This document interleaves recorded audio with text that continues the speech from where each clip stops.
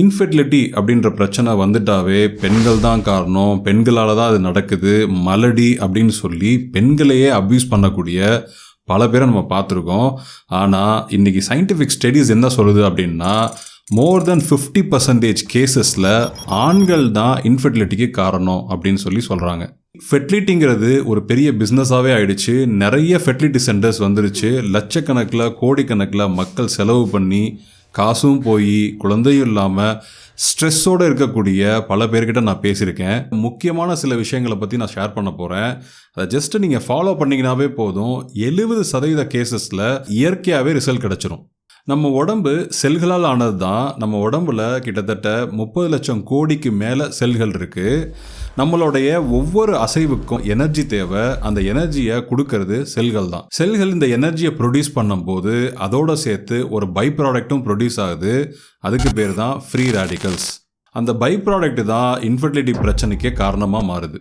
Free radicals இவன் உண்மையிலே villain தானா அப்படின்னு கேட்டிங்கன்னா, இது சின்ன அமௌண்ட்டில் இருக்கிற வரைக்கும் உடம்புல எந்த பிரச்சனையும் இல்லை. ஆனால் அதுவே அளவுக்கு அதிகமாக ப்ரொடியூஸ் ஆகும்போது இன்ஃபெர்டிலிட்டி பிரச்சனை மட்டும் இல்லைங்க, கேன்சர், டயபெட்டிஸ், நர்வஸ் டிசார்டர் போன்ற பல பிரச்சனைகளை உடம்புல கொண்டு வந்துடுவான். இந்த ஃப்ரீ ரேடிக்கல்ஸை எதிர்த்து போராடுறதுக்கு நம்ம உடம்பே ஒரு டிஃபென்ஸ் சிஸ்டம் வச்சுருக்கு. அதுதான் ஆன்டி ஆக்சிடென்ட் சிஸ்டம். இதை சிம்பிளாக புரிஞ்சுக்கிறதுக்கு ஒரு எக்ஸாம்பிள் சொல்கிறேன். இப்போ ஒரு ஏரியாவில் ஒரு கிரிமினல் கேங் இருக்குதுன்னு வச்சுக்கோங்க. அதே ஏரியாவில் போலீஸ் ஃபோர்ஸு ரொம்ப ஸ்ட்ராங்காச்சு அப்படின்னா என்னாகும், அந்த கேங்கோடைய அட்ராசிட்டிலாம் கம்மியாயிடும். இதுவே அந்த ஏரியாவில் கிரிமினல்ஸ் அதிகமாகறாங்க, ஆனால் போலீஸ் ஃபோர்ஸ் ரொம்ப வீக்காக இருக்குது அப்படின்னா என்னாகும், அந்த ஏரியாவில் இருக்கக்கூடிய மக்கள் என்ன ஆவாங்க, நிம்மதி இல்லாமல் ரொம்ப ஸ்ட்ரெஸ்ஃபுல்லாக இருப்பாங்க இல்லையா? அதே தாங்க நம்ம உடம்புலையும் நடக்குது. நம்ம உடம்புலையும் ஃப்ரீ ரேடிக்கல்ஸ் அதிகமாகி அதே நேரத்தில் ஆன்டி ஆக்சிடென்ட்ஸ் குறையும் போது ஒரு விதமான ஸ்ட்ரெஸ்ஸுக்கு உள்ளாகுது. அந்த ஸ்ட்ரெஸ்ஸுக்கு பேர் தான் ஆக்சிடேட்டிவ் ஸ்ட்ரெஸ். இந்த ஆக்சிடேட்டிவ் ஸ்ட்ரெஸ்ஸுனால மேல் ஃபெர்டிலிட்டி ரொம்பவே பாதிக்கப்படுது. அப்போது இதை கட்டாயமாக ஒரு பேலன்ஸுக்கு கொண்டுட்டு வரணும் இல்லையா? ஸோ இதை பேலன்ஸ் கொண்டுட்டு வர்றதுக்கு 2 விஷயம் நடக்கணும் உடம்புல. ஒன்று, ஆன்டி ஆக்சிடென்ட்ஸ் அதிகமாகணும். 2வது, ஃப்ரீ ரேடிக்கல்ஸ் குறையணும். இது 2மே நடந்தால் தான் ஒரு சமநிலை வரும். ஃபஸ்ட்டு நம்ம ஆன்டி ஆக்சிடென்ட்ஸை எப்படி இம்ப்ரூவ் பண்ணுறதுன்றது பார்ப்போம். ஸோ பொதுவாக ஆன்டி ஆக்சிடென்ட்ஸ் நம்ம சாப்பிடக்கூடிய சாப்பாட்டில் நியூட்ரியன்ஸ் மூலமாக தான் உள்ளே போய் சேருது. நம்ம சாப்பிடக்கூடிய சாப்பாடை சரியாக தேர்வு செஞ்சு சாப்பிட்டு வந்தாலே உடம்புல ஆன்டி ஆக்சிடென்ட்ஸ் தானாக இம்ப்ரூவ் ஆகிடும். எந்தெந்த உணவுப் பொருட்களில் ஆன்டி ஆக்சிடென்ட்ஸ் அதிகமாக இருக்குன்னு சொல்லி உங்களுக்கு ஒரு சார்ட் கொடுத்துருக்கேன். அதில் முக்கியமாக சில விஷயங்களை நான் மென்ஷன் பண்ண ஆசைப்படுறேன். ஃபஸ்ட்டு முருங்காய்.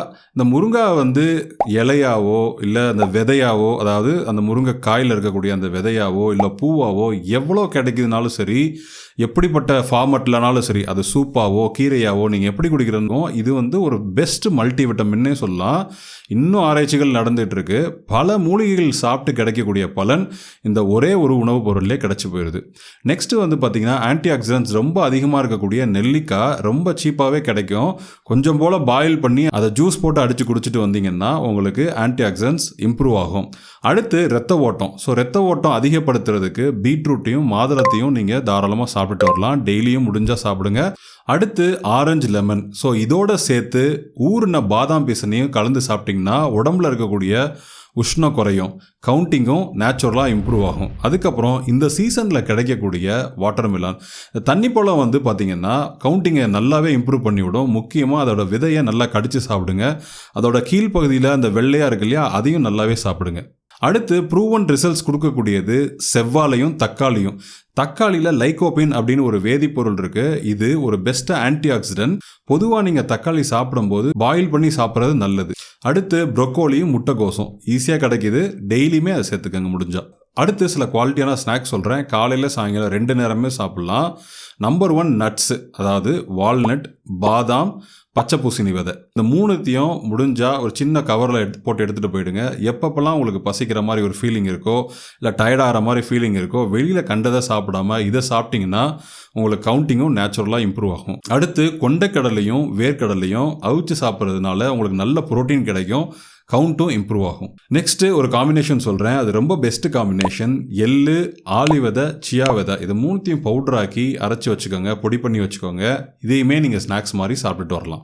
நெக்ஸ்ட்டு நான்வெஜ் பற்றி சொல்லலாம். ஸோ நான்வெஜ்ஜில் பேசிக்கானது முட்டை. குறைஞ்சது ஒரு 4 எடுக்க ட்ரை பண்ணுங்கள். முடிஞ்ச வரைக்கும் மஞ்சக்கருவை அவாய்ட் பண்ணிவிட்டு வெள்ளைக்கருவை அதிகமாக சாப்பிட்டுட்டு வாங்க. ஸோ அடுத்து ஆட்டுக்கறி நீங்கள் சாப்பிட்றதா இருந்தால் லிவரையும் ஸ்ப்ளீனையும் விட்டுறாதீங்க. பொதுவாக நீங்கள் டாக்டர்கிட்ட போனீங்க அப்படின்னாவே ஸ்ப்ளீன் சாப்பிடுங்க, ஹீமோக்ளோபினை இம்ப்ரூவ் பண்ணணும்னு சொல்லுவாங்க, எஸ்பெஷலி பெண்களுக்கு. அதே மாதிரி நீங்கள் மீன் சாப்பிட்றதா இருந்தால் மத்தி மீன் சாப்பிடுங்க. அதில் ஒமேகா 3 ஃபேட்டி ஆசிட்ஸ் ரொம்பவே அதிகமாக இருக்குது. சாப்பிட்ற விஷயத்தை பற்றி நம்ம சொன்னோம். சாப்பிடக்கூடாத ஏதாவது விஷயம் இருக்கான்னு கேட்டிங்கன்னா கண்டிப்பாக இருக்குது. நீங்கள் பொதுவாக எந்த டாக்டர்ஸ்கிட்ட போனாலுமே இன்ஃபெர்டிலிட்டி இஷ்யூன்னாவே முக்கியமாக நீங்கள் ஒபிசிட்டி இருந்துச்சு அப்படின்னா கண்டிப்பாக உடம்பை குறைக்க சொல்லுவாங்க. ஸோ உடம்பை குறைக்கிறதுக்கு நீங்கள் ஃபஸ்ட்டு பண்ண வேண்டிய விஷயமே என்னன்னு கேட்டிங்கன்னா, வெளியில் ஆயிலி ஃபுட்ஸ் வாங்குறத கண்டிப்பாக அவாய்ட் பண்ணணும். ஃபார் எக்ஸாம்பிள் சிக்கன் வெளியில் வாங்கி சாப்பிட்றது, பஜ்ஜி வடை வாங்கி சாப்பிட்றது கட்டாயம் அவாய்ட் பண்ணணும். 2வது சுகர். இப்போ எவ்வளோ சாப்பிட்டுட்டு இருக்கீங்களோ பாதிக்கு பாதி நீங்கள் குறைச்சி தான் ஆகணும். நம்ம சாப்பிடக்கூடிய உணவை எப்படி சாப்பிடணும் அப்படிங்கிற முறையும் நான் சொல்லிடுறேன். பொதுவாக ஒரு பிளேட் எடுத்துக்கிட்டிங்க அப்படின்னா 50% வெஜிடபிள்ஸ் தான் இருக்கணும், 25% ப்ரோட்டீன்ஸ் இருக்கணும், 25% கார்போஹைட்ரேட்ஸ் இருக்கலாம். இப்போ நீங்கள் லஞ்சுக்கு சாப்பிட்றீங்க அப்படின்னா ஃபார் எக்ஸாம்பிள் முட்டைகோஸ் அப்படின்னா பாதிக்கு பாதி முட்டைகோஸை வந்து ஃபஸ்ட்டு எடுத்து சாப்பிட்ருங்க. அதுக்கப்புறம் ப்ரோட்டீன்ஸ். இப்போது நீங்கள் நான்வெஜ்ஜாக இருந்தால் முட்டை சாப்பிட்லாம், இல்லை பச்சை பட்டாணி, இல்லை அவிச்ச வேர்க்கடலை, எதையாச்சும் ஒன்று நீங்கள் ஃபஸ்ட்டு அதை சாப்பிட்டு முடிச்சுட்டு கடைசியாக நீங்கள் அரிசிக்கு போகலாம், இல்லை சப்பாத்திக்கு போகலாம். இப்படி பண்ணும்போது உங்களுக்கு உடம்பும் குறையும், ஈஸியாக பசியும் எடுக்காது. ஓகே, ஸோ சாப்பிட்டுட்டு எப்படி ஆன்டி ஆக்சிடென்ட்ஸை பூஸ்ட் பண்ணுறதுன்றதை நம்ம பார்த்தோம். எதாவது அவாய்ட் பண்ணால் ஆன்டி ஆக்சிடென்ட்ஸ் பூஸ்ட் ஆகுறன்றதையும் பார்த்தோம். ஆனால் இன்னொரு சயின்டிஃபிக் ஸ்டடி இருக்குது. அது என்ன சொல்லுது அப்படின்னு கேட்டிங்கன்னா, காலையிலேருந்து சாயங்காலம் வரை நீங்கள் ஃபாஸ்டிங்கில் இருக்கீங்கன்ற பட்சத்தில் உடம்புல உள்ள ஆக்சிடேட்டிவ் ஸ்ட்ரெஸ் குறையுது அப்படின்னு கண்டுபிடிச்சிருக்காங்க. ஸோ ஆக்சிடேட்டிவ் ஸ்ட்ரெஸ் குறைஞ்சாவே என்ன ஆகும், நம்மளுக்கு ஃபெர்டிலிட்டி சான்சஸ் அதிகமாகும். அதுக்காக முழு நாளும் நீங்கள் சாப்பிடாமல் இருக்கணும்னு நான் சொல்லலை. ஒரு டைமை ஃபிக்ஸ் பண்ணிக்கோங்க. காலையிலேருந்து சாயங்காலம் வரைக்கும்னு ஒரு டைமை ஃபிக்ஸ் பண்ணிவிட்டு முடிஞ்ச வரைக்கும் ஒரு 2 நாளோ இல்லை 3 நாளோ தண்ணியோ சாப்பாடோ நீங்கள் சாப்பிடாம அவாய்ட் பண்ணிட்டு வந்தீங்கன்னாவே உங்களுடைய ஆக்சிடேட்டிவ் ஸ்ட்ரெஸ் குறையுது. பொதுவாக மேல் இன்ஃபெர்டிலிட்டி பிரச்சனை இருக்கிறவங்க 3 விஷயம் கட்டாயம் அவாய்ட் பண்ணி தான் ஆகணும். Number 1 alcohol, number 2 smoking, number 3 travel. ரொம்ப ட்ராவல் பண்ணுறவங்களுக்கு கவுண்டிங்கில் கண்டிப்பாக பிரச்சனை இருக்கும். அப்படியே கவுண்டிங் இருந்தால் கூட மொட்டிலிட்டி பிரச்சனையும் மார்ஃபாலஜிக்கல் பிரச்சனையும் இருக்கும். ஸோ முடிஞ்ச வரைக்கும் ட்ராவலிங் பண்ணுறதை எவ்வளோக்கு எவ்வளோ கம்மி பண்ண முடியுமோ கம்மி பண்ணுங்கள். ஒரு 3 விஷயத்தை நீங்கள் உங்கள் ஹேபிட்ஸில் ஆட் பண்ணிட்டு வந்தீங்கன்னா ஃப்ரீ ரேடிக்கல்ஸ் நல்லாவே குறையும் உடம்புல. நம்பர் 1 நடைப்பயிற்சி, நம்பர் 2 எக்ஸசைஸ், நம்பர் 3 நல்ல தூக்கம், ஆழ்ந்த தூக்கம். நல்ல தூக்கமும் ஸ்ட்ரெஸ்ஸும் அண்ணன் தம்பி மாதிரி. நல்ல தூக்கம் வரணும்னா கொஞ்சம் ஸ்ட்ரெஸ்ஸு கம்மியாக இருக்கணும். ஸ்ட்ரெஸ்ஸை கம்மி பண்ணுங்க, இல்லை ஸ்ட்ரெஸ்ஸை விடுங்க அப்படின்னு ஈஸியாக சொல்லிடலாம். ஆனால் அது விடுறது எவ்வளோ கஷ்டம்னு எனக்கும் தெரியும், உங்களுடைய நிலைமை எனக்கும் புரியுது. ஸ்ட்ரெஸ்ஸை கம்மி பண்ணுறதுக்கு ஒரு சின்ன டிப் சொல்கிறேன், முடிஞ்சால் ஃபாலோ பண்ணி பாருங்கள். ரெகுலராக பார்க்குற வேலையை தவிர்த்து வேறு ஏதாச்சும் புதுசாக உங்களால் பண்ண முடியும்னா, ஃபார் எக்ஸாம்பிள் உங்களுடைய ஹாபி, டிராயிங் என்னுடைய ஹாபி, இல்லை ஃபோட்டோகிராஃபி என்னுடைய ஹாபி, இல்லை ஏதாச்சும் விளையாடுறது, இல்லை ஏதாச்சும் காமெடி பார்க்குறது, இந்த மாதிரியான விஷயங்களில் உங்கள் மைண்டை கொஞ்சம் டைவர்ட் பண்ணி பாருங்கள். ஸ்ட்ரெஸ்ஸு ரொம்பவே குறையும். தூக்கம் நல்லா வர்றதுக்கு ஒரு சின்ன டிப்ஸ் சொல்கிறேன். தூங்க போகிறதுக்கு 1 மணி நேரத்துக்கு முன்னாடி நீங்கள் மொபைலையும் பார்க்கக்கூடாது, டிவியும் சுவிட்ச் ஆஃப் பண்ணிடணும். ஏன்னா அதுலேருந்து வரக்கூடிய ப்ளூ ரேஸை வந்து மெலோட்டனின் அப்படிங்கிற ஸ்லீப்பிங் ஹார்மோனை டிஸ்டர்ப் பண்ணி நமக்கு ஆழ்ந்த தூக்கத்தை வரவிடாது. பெட்ரூமுக்கு முடிஞ்ச வரைக்கும் உங்களுடைய மொபைல் ஃபோனை எடுத்துகிட்டு போகாமல் இருக்கிறது நல்லது. ஏன்னா தற்செயலாகவே நம்ம என்ன பண்ணிடுவோம், எடுத்து அந்த மொபைலை பார்க்க ஆரம்பிச்சிருவோம். அதனால நம்ம தூக்கம் கெட்டு போகிறதுக்கு வாய்ப்பு இருக்குது. ஒருவேளை என்னுடைய மொபைலில் தான் அலாரம் வைப்பேன் அப்படின்னு நீங்கள் சொன்னீங்கன்னாக்க தயவு செஞ்சு ஒரு டைம் பீஸ் வாங்கிக்கோங்க. முடிஞ்ச வரைக்கும் பெட்ரூம்குள்ளே மொபைல் ஃபோனே எடுத்துகிட்டு போகாதீங்க. இதை ஜஸ்ட் ஒரு 3 days ஃபாலோ பண்ணி பாருங்கள், உங்களுக்கே நல்ல இம்ப்ரூவ்மெண்ட்ஸ் தெரியும். ஸோ நம்ம மேல் இன்ஃபெர்டிலிட்டி பிரச்சனையை பற்றி நம்ம பார்த்தோம். ஸோ முக்கியமாக இந்த மேல் இன்ஃபெர்டிலிட்டி வர்றது காரணமே ஆக்சிடேட்டிவ் ஸ்ட்ரெஸ் தான். ஸோ அதை நம்ம கட்டுப்படுத்துறதுக்கு ஆன்டி ஆக்சிடென்ட்ஸை இம்ப்ரூவ் பண்ணணும்னு சொல்லியிருந்தோம். அதே மாதிரி ஃப்ரீ ரேடிக்கல்ஸை கம்மி பண்ணணும்னு சொல்லியிருந்தோம். அது எப்படி பண்ணுறதுன்றதையும் சொல்லியிருக்கிறேன். மேல் ஃபெர்டிலிட்டிக்கு தேவையான எல்லா ஆன்டி ஆக்சிடென்ட்ஸ் நியூட்ரியன்ஸும் சேர்ந்த மாதிரி ஒரு மூலிகை பேக் கிடைச்சா உங்களுக்கு எப்படி இருக்கும்? அந்த மாதிரி ஒரு மூலிகை பேக் இருக்கான்னு கேட்டிங்கன்னா கண்டிப்பாக இருக்குங்க. 40 வருஷம் எக்ஸ்பீரியன்ஸில் நம்ம ஊட்டி நேச்சுரல்ஸ் தயார் பண்ணக்கூடிய ஃபெர்டிலிட்டி பூஸ்டர் பேக், இந்த மூலிகை பேக் 6 பிரச்சனைகளுக்கு நிரந்தரமான சொல்யூஷன் கொடுத்துட்ருக்கு.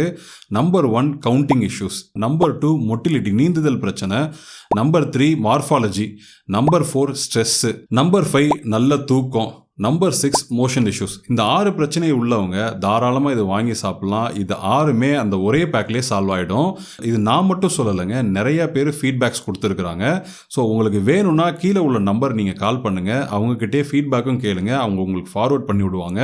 நீங்கள் அதை பார்த்துட்டு உங்களுக்கு நம்பிக்கை வரும் பட்சத்தில் அதை நீங்கள் வாங்கி சாப்பிட்டுட்டு வாங்க. ஜஸ்ட் 3 months நீங்கள் சாப்பிட்டீங்கன்னாவே போதும், உங்களுக்கு நல்ல இம்ப்ரூவ்மெண்ட்ஸ் கிடைக்கும். முக்கியமாக ஃபெர்டிலிட்டி பிரச்சனை இருக்குது அவங்களுக்கு. இந்த வீடியோ மூலமாக ஏதோ ஒரு சின்ன ஹோப்பாச்சு கிடைச்சிருக்குன்னு நான் நம்புகிறேன். நெக்ஸ்ட் வீடியோவில் பார்க்கலாங்க. பை.